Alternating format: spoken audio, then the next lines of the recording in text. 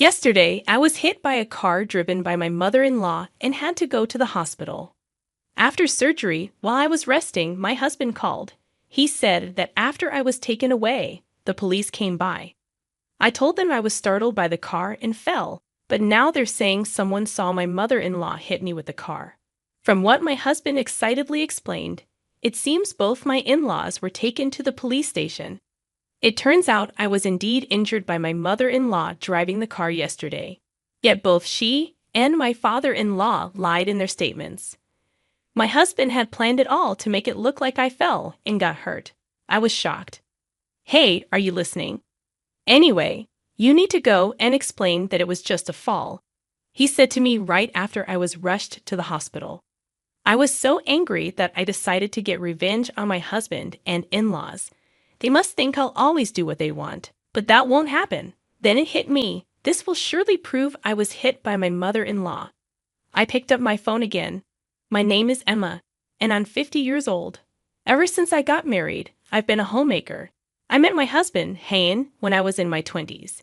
It was a typical office romance. He was assigned to mentor me when I joined the company. He wasn't particularly attractive or appealing to women, and naturally, I didn't have any romantic feelings for him. I saw him simply as a colleague whom I diligently followed every day. However, while working together, he took a strong interest in me. At first, I thought he was just happy to have a coworker close to his age, but I gradually realized it was more than that. Despite my initial reluctance, I started to feel good about the daily flattery. Looking back, I don't know what I saw in him, but I fell for his sweet talk, and we began dating. We continued working together for a while, and about a year later, he proposed to me. With no reason to refuse, I accepted, convincing myself that this was what life was about. At my husband's suggestion, I quit my job and, without discussion, moved into his parents' house. I had visited my in-laws a few times before we got married, but I had never imagined living with them. They were warm and welcoming during those visits, which reassured me. By that time, my father-in-law had retired. So, I spent my days with my in-laws while my husband was at work. It wasn't the sweet newlywed life I had imagined. At first, they seemed somewhat considerate, but their attitude towards me changed over time. My mother-in-law's demands grew day by day, crushing my spirit. "You're only able to be a homemaker thanks to Hayen, so you better be perfect at housework," she would often say. Whenever something slightly displeased her, she eagerly scolded me. She never doubted her mission to educate her imperfect daughter-in-law, which seemed to be her life's purpose. She had lived with her own mother-in-law, too, and often bored me with stories about how things were in her day. Times and values have changed, and being forced to accept her outdated mindset was nothing but a nuisance. But due to my position, I had no choice but to silently endure her constant nagging. She often went to a cafe with her friends of the same age, where they seemingly enjoyed complaining about their daughters-in-law. Oddly enough, they didn't brag about how great their daughters-in-law were. But rather than bragging about how great their daughters-in-law were, they competed over who had the worst one. Hearing these stories made me wonder if I would end up like them, filling me with dread. As for my father-in-law, he wasn't exactly supportive either. Although he didn't antagonize me like my mother-in-law, he complained about my cooking almost daily. "The seasoning is too strong today. Are you trying to get rid of the elderly quickly?" His old-fashioned attitude, viewing women as inferior, was evident whenever the topic came up. He kept saying how women should be considerate and assist men, or that they should understand things without being told. It's embarrassingly idealistic. I guess some people never change, always acting high and mighty no matter their age. My father-in-law doesn't exactly pick on me. He's more about boasting his beliefs to me, proud of his outdated thinking. He'll probably never realize his mistakes and just keep getting older like this. They're just like those unpleasant in-laws you see in dramas. I've tried discussing it with my husband several times, but it hasn't changed anything. As our marriage has gone on longer, my husband started blaming me. "My parents are elderly, you should be kinder to them. Isn't that what a daughter-in-law should do? Like father, like son, following in his parents' footsteps." My husband also began to look down on me and exploit me. He doesn't help with anything when he comes home. He just sits there as if it's the most natural thing. Maybe things would have been different if we had kids, but we never did. I went to the hospital for infertility treatments until my late 30s, but the dream never came true. Right after we got married, my in-laws were always pressuring me about when they would see a grandchild. It's not entirely my fault. Children are a blessing. It's ridiculous to think about having a baby just for my in-laws. I figured there was no need to force it, so I gave up when I turned 40. In this less than happy life, there were people who supported me, the couple who lived across the street, Juliana and Kyle. They lived together without any children. Kyle's mother had lived with her mother-in-law and didn't want to cause the same trouble, so he refused to live together with his mother-in-law. Juliana was there for me during my infertility struggles and even listened to my complaints about my in-laws. My in-laws and husband are all about appearances, so Juliana was initially surprised. I thought your husband was a nice guy. It's a bit off-putting that he's still not independent from his parents at his age. Thanks to Juliana, I managed to get through life without getting too overwhelmed. My mother-in-law, over 75, still drives herself when going out. It looks dangerous, and I've warned my husband that he doesn't listen. If I suggest she should give up her driver's license, he explodes. Are you calling my mom an idiot? He gets furious, thinking I'm insulting his mother. I tried talking to my mother-in-law too, but she still thinks she's young. Are you treating me like an old lady? You're really unpleasant, she says, getting as angry as my husband. I was worried something terrible might happen, and it did, but not in the way I expected. That day, as usual, I walked to the nearby supermarket without a driver's license. Walking is mostly how I get around. I had thought about getting a license after starting a job, but I got married sooner than expected. When I discussed it with my husband, he was against it, saying, "You can drive, so you don't need it." On sale days, I end up with too much to carry, but there's no way I can ask my husband or mother-in-law for a ride. My husband, who used to happily offer a ride when we were younger, now just scoffs and refuses. I was carrying heavy bags and had just gotten back home when I noticed the garage door was open. Did she say she was going out today? My mother-in-law hadn't mentioned anything when I left the house. Well, never mind, I thought, passing the garage to head to the front door. Suddenly, a car roared out of the garage at high speed.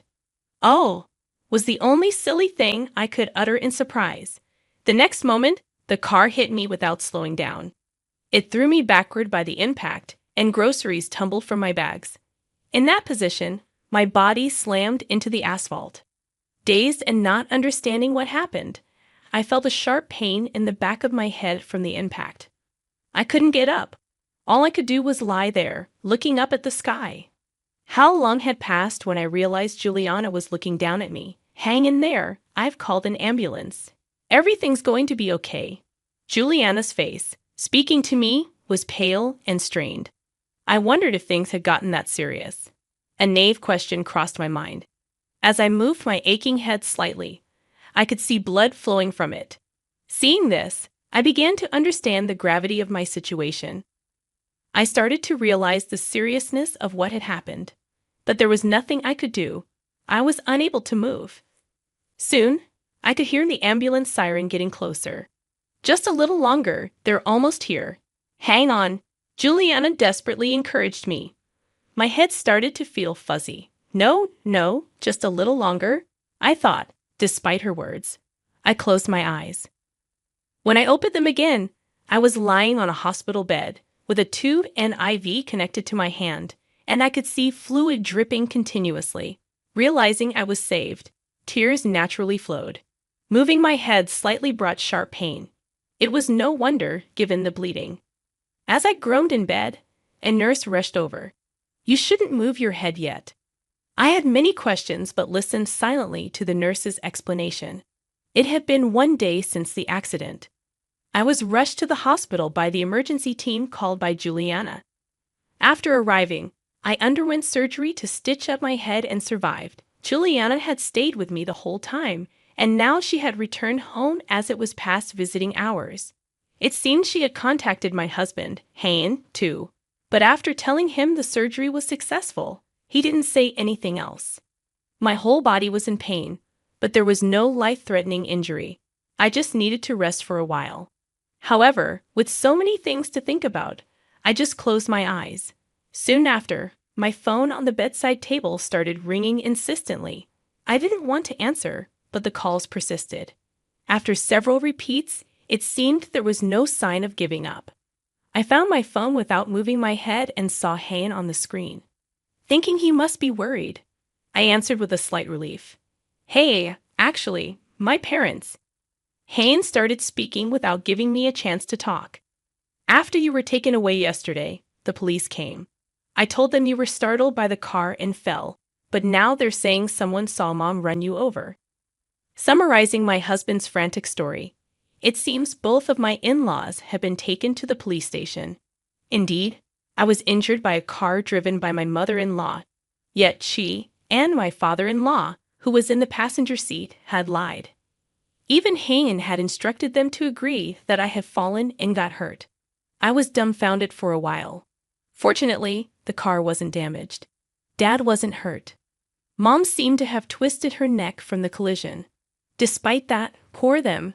The police are being so one-sided, he said, more concerned about the car and his parents, oblivious to my shock. How rotten can this family be? Since picking up the phone, had he said even one word of concern for me? No, nothing. He was only worried about his parents being taken to the police and even wanted me to prove their innocence. Hey, are you listening? Anyway, you need to go and explain it was just a fall. The automated message interrupted his one-sided conversation, but he was surprised by my first response. I cut off the call. Calls from Hayne continued for a while, but I, infuriated, set my phone to reject his calls. I later learned that my in-laws had indeed been taken to the police station, just as my husband had said on the phone. Sometime later, my husband Hayne was also taken to the police station where my in-laws were waiting.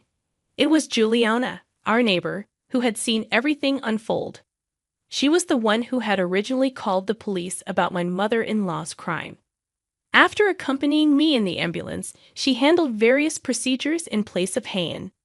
She was questioned by the police officers who arrived at the scene. It seems her questioning happened after they had already spoken to my in-laws, serving as a sort of corroboration of the story. Juliana noticed the accident when she heard a loud noise outside. Looking out her window, she saw me lying on the street and hurriedly called an ambulance before rushing out.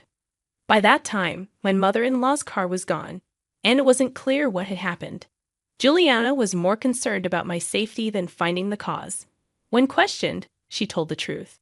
However, my in-laws immediately denied any suggestion by the police that I had been hit by a car. Sensing something was off, Juliana kept thinking, even after the police officer left. After ensuring my surgery was complete, she returned home and discussed the incident with her husband, Kyle. Then, Kyle came up with an unexpected solution: the car's dash cam. It records 24/7. The accident happened right in front of our car. It must have caught everything. They checked the camera in their car together. Just as I thought, true to Kyle's hunch, the moment of my accident was recorded. The footage unmistakably showed my mother-in-law hitting me with her car after I fell. My father-in-law even peeked out of the car window. Before they drove away, it was a clear hit and run. Armed with the footage of my in-laws' crime, Juliana and Kyle went to the police station. They were able to prove that I hadn't simply fallen and injured myself. Despite the video evidence, my in-laws were reluctant to admit their guilt. That video is a setup. Someone is trying to frame me, officer. Please, you can't put an old lady like me in jail, right? Both my mother-in-law and father-in-law were embarrassingly adamant in denying the crime. Eventually, my mother-in-law admitted guilt, claiming she was instructed to hide the truth by her son. Indeed, Hayne had told his parents to align their stories, but I questioned my mother-in-law's sanity for betraying her own son to save herself. My father-in-law, perhaps tired from the interrogation, admitted that he was in the passenger seat but had fled without helping me. When the police interrogated Hayne, he also struggled to admit his involvement. Then, a detective came to my hospital room. Your parents both say they were instructed by their son to cover up the accident. At first, they lied through their teeth. But this seems to be the truth, the detective explained, showing evident regret. They inspected the car, but found no major damage. If Hayne had repaired any damage to the car, it would have been considered evidence tampering. However, Hayne wisely decided against it. Since then, I haven't seen Hayne at all and have lost all affection for him. I told the detective about the phone call. The detective sighed deeply after hearing this. I don't know what to say. I can only imagine how you feel. He sympathized with me, someone who had been betrayed by her family after suffering a serious injury requiring surgery. After a while of heavy silence, the detective bowed deeply and left the room. A few days later, when I was about to be discharged from the hospital, the police contacted me again. Juliana, who had come to pick me up in place of Hayne, drove me straight to the station. The detective from the previous day greeted us. It turned out he was the same one who had heard Juliana's story, and he led us inside. In the room, we were met with the gaunt figures of Hayne and my in-laws. Emma, my mother-in-law, upon seeing me enter the room guided by the detective, suddenly began to tear up. I thought it was insincere, but she seemed genuinely crying.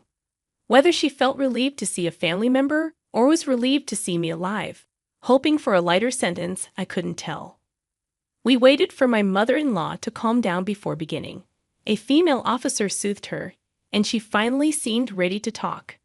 My father-in-law, sitting next to her, looked utterly exhausted and kept repeating "I'm sorry" to me. The specific purpose of the day was to align the details of the accident with me, the victim present. The screen displayed the footage of the accident submitted by Juliana. While watching it, the detective proceeded to discuss each detail. My in-laws answered the questions honestly, and I nodded in agreement, confirming the facts. The main issue was whether my husband Hayne was involved. Following my statement, his call history had been checked, which proved he had called me. However, even now, Hayne continued to deny any involvement.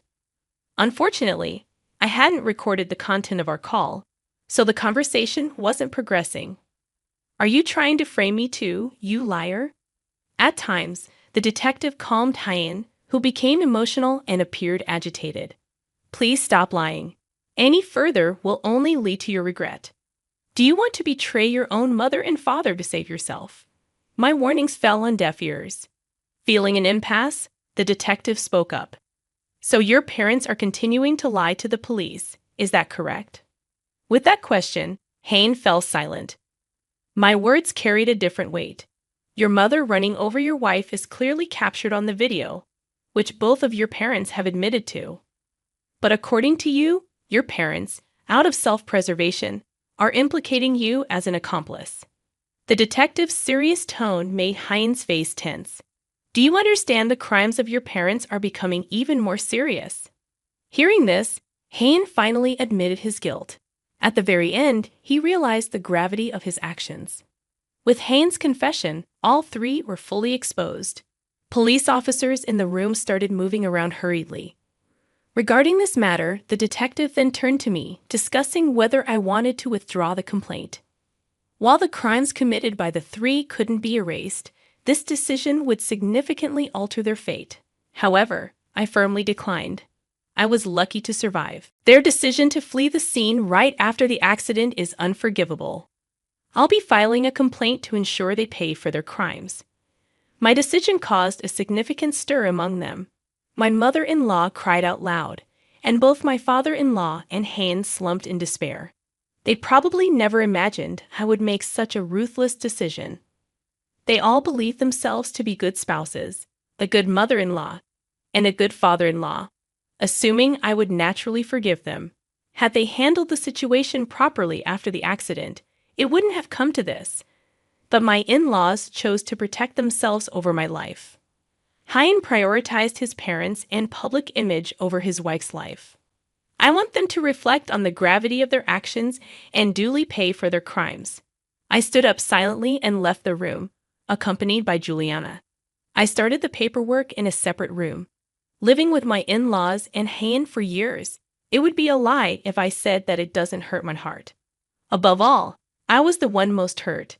Even if my physical injuries heal, this trauma will follow me for life. Despite not having done anything wrong, I felt far from relieved. By the time we left the police station, it was already dark.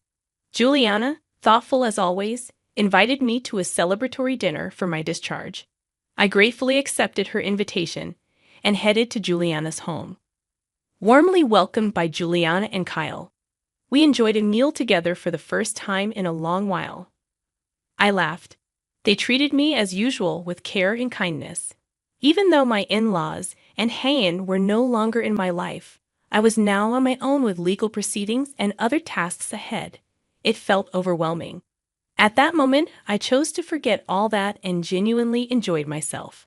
The morning after that pleasant night, I decided to divorce Hayen. There was no need to keep tormenting myself. Hayen seemed a bit chastened by the whole ordeal, but I realized I couldn't love him anymore.